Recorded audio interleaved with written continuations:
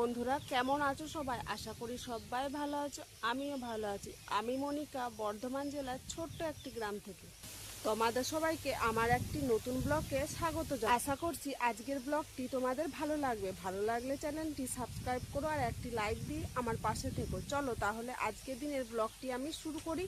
কালকে তো রাত্রেবেলায় টানা 1 ঘন্টা বৃষ্টি হয়েছিল। ভেবেছিলাম তো আজকে আর কারেন্ট আসবে না, কিন্তু জানো তো 9:30-10টা নাগাদ কারেন্টটা এসেছিল, স্থায়ীভাবে ছিল। আর উঠোন জানো তো আবার কাদায় ভর্তি হয়ে গেছে বৃষ্টির জন্য। দুদিন রোদ দিচ্ছিল, শুকিয়ে গিয়েছিল কিছুটা পরিমাণে, কিন্তু কালকে বৃষ্টিটার কারণে আবার কাদা হয়ে গেছে। মোনা তো সারাদিন কাদা খাচ্ছে খালি। মোনাকে ঘুম থেকে উঠিয়ে ফ্রেশ করিয়ে খাবার খাইয়ে দিয়েছি। আজকে ওর ব্রেকফাস্টে তৈরি করেছিলাম চিড়ে সেদ্ধ, কলা পাকা আর খেজুর। মোনাকে খাবারটা খাইয়ে দিয়ে আমি মুড়ি খাবো বলে মুড়ি বাড়ছিলাম, তখন মোনা বলছে মা আমি মুড়ি খাবো। ওই জন্য ওকে দেখো দুটি বাটিতে মুড়ি দিয়েছি। আজকে আমাদের বাড়িতে মুড়ি খাওয়ার জন্য আলু ভেজেছিল। মোনা তো আলু ভাজা খেতে জানো খুবই ভালোবাসে, ওই জন্য ওকে দুটিখানে আলু ভাজা দিয়েছি, বেশি দিইনি গরমে আলু। আবার ও দেখো আমার থালা থেকে বলছে মা দুটি আলু ভাজা দাও, তো ওই জন্য ওকে আর দুটি আলু ভাজা দিলাম। সামনে তাকিয়ে বসে রয়েছে, কারণ কি বলতো, সামনে টিভি চলছে। আমার মুড়ি খাওয়া কমপ্লিট হয়ে গেছে, কিন্তু বুনি আর মা এখনো মুড়ি খায়নি। বুনি বলল উনুনটা ধরিয়ে দিই, তারপরে মুড়ি খাবো। প্রথমে একবার জানো তো কেরোসিন তেল দিয়ে উনুনটা ধরালো, তারপরে আবার নিমে গেল। আজকে কিছুতেই না উনুনটা ধরছিল না। প্রতিদিন বৃষ্টি হলে জানো তো সব স্যাঁত করে, ওই জন্য উনুনটা ধরতেও চাইছে না। মা হলে তাড়াতাড়ি ধরিয়ে দেয়, কিন্তু মা নেই, গরুটাকে খাবার দিতে গেছে। আর আমি তো মাটির উনুন ধরাতে একদমই পারি না। বুনি তবুও পারে, কিন্তু আজকে সব ভিজে বলে ও ধরাতে পারছে না। তাছাড়া ও ধরিয়ে দেয় প্রতিদিন। প্রথমবার তো হলো না, আবার দ্বিতীয়বার দেখো ধরাচ্ছে। আর বুনি জানো তো উনুনটা ধরাতে ধরাতে আজকে বলছে দেখ যদি না এবারে ধরে না আমি আর ধরাবো না। কিছুক্ষণ ধোয়া হলো, এবারে ফাইনালি উনুনটা ধরলো। আর মোনা জানো তো রান্নাঘরটা দূর থেকে দেখছে, ধোয়া বলেও না কাছে আসেনি। তারপরে হাঁড়িটা ধুয়ে হাঁড়িটাই করে জল এনে পরে জলটা গরম করতে দিল।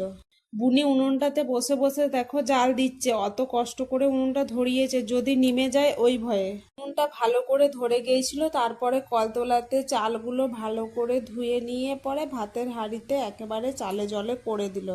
আমি এদিকে কলতলাতে বাসন ছিল কটা, মেজে নিচ্ছি। বেশি বাসন নাই। বুনি আর মা তো এখনো মুড়ি খায়নি। মোনাকে একটাতে চিড়ে সেদ্ধ খাইয়েছি, আমি একটাতে মুড়ি খেয়েছি, আর মোনা আর একটা বাটিতে মুড়ি নিয়েছিল। ব্যাস দুটো বাটি আর একটা থালায় ধুতে ছিল কলতলাতে নামানো, আমি ওইগুলোই ভালো করে মেজে ধুয়ে রেখে দিচ্ছি। বেশি বাসন জমে গেলে মায়েরও তো মাজতে কষ্ট হবে বলো, ওই জন্য দেখলাম আমি বসে রয়েছি, তাহলে এই কটা ধুয়েই দিই। আর মা কাজ করবে আর আমি সবসময় বসে থাকবো, সেটাও তো ভালো লাগে না দেখতে বলো। সবাই মিলে হাতে হাতে কাজ করলে একটু তাড়াতাড়ি হয় আর ভালোও লাগে। যখন আমি থাকি না তখন তো মা সব একাই করে বলো, এখন যে কটা দিন রয়েছি নয় একটু হেল্প করে দিই। এদিকে দেখো মোনার জন্য আমি সবজিগুলো ভালো করে কেটে নিচ্ছি, তারপরে একটা বাটি করে অনেকটা পরিমাণে জল নিয়ে 2-3 বার ধুয়ে নিয়েছিলাম। কারণ কি বলতো, শাক দিয়েছি তো, শাকে না বালি থাকে। মোনার জন্য খাবারটা আগে প্রেসার কুকারে করে বসিয়ে দিয়েছিলাম গ্যাসে। কারণ কি বলতো, মোনা তো বাড়ির সবার আগে খায়, তাহলে ওর খাবারটা তো আগে তৈরি করতে হবে। তারপর আমি বাড়ির জন্য সবজিগুলো কেটে দিয়েছিলাম। বুনিতে ওদিকে রান্না বসিয়েছে, মা বাইরের কাজগুলো দেখছে, আর আমি তরকারিটা কেটে দিচ্ছি। সবজিগুলো কেটে ধুয়ে দিলেও অনেকটা রাঁধতে সুবিধা হয়, একা হাতে কেটে রান্না করতে অনেকটা দেরিও হয়ে যাবে। আর জানো তো কাজ করতে খারাপ লাগে না, বসে থাকার থেকে আমার মনে হয় কাজ করা ভালো। এরপরে চলে এলাম একদম বিকালবেলা, এখন বাজে 5টা। মোনা দেখো জামা পরে সেজে কুজে রেডি, বাইরে ঘুরতে যাব বলে। কলতলাতে 4টা মুরগি ছাগুলোকে দেখে দেখো কি করছে, ওদেরকে ধরতে যাচ্ছে, ভয়ও পাচ্ছে আবার ধরার চেষ্টাও করছে। মুরগি ছানাগুলোকে তো ধরতে পারলো না, চলে গেল। তারপরে দেখো একটা জায়গায় করে বাদামগুলো রোদে দিয়েছিল। আজকে মেঘজে মেঘজে একটুখানি রোদ দিয়েছিল, অতি মা একবার নামিয়েছিল যেটুকু শুকোয় আর কি। কিন্তু মোনা ওগুলোকে দেখো উঠোনের মধ্যে ঢেলে দিতে যাচ্ছিল। আমি পেছন দিক থেকে বকলাম বলে আবার রেখে দিল, আমার দিকে ঘুরে তাকাচ্ছে, আবার পায়ে করে দেখো ঠিলে সর করাচ্ছে। তারপর মোনা দিদুনকে ডাকছিল বেরু করতে যাব বলে, ওই জন্য দিদুন রেডি হয়ে এলো, দিয়ে মোনাকে বেরু করতে নিয়ে যাবে। হাতে এক বোতল জল দিয়েছি দেখো খাওয়ার জন্য, ওটা এমনি জল নয় জানো তো, ওআরএসের জল দিয়েছি। সারা দুপুরবেলা ও ওআরএস খাবে না, যখনই বাইরে নিয়ে যাবে তখন খাবে। এখন সন্ধেবেলা হয়ে গেছে, আজকে আমি আর বাইরে ঘুরতে যাইনি।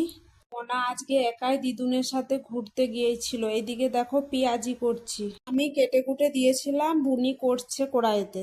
সন্ধেবেলায় বাড়িতে গরম গরম চা আর পেঁয়াজি খেতে কিন্তু ভালোই লাগে বলো, কিন্তু জানো তো আমি চা খাই না।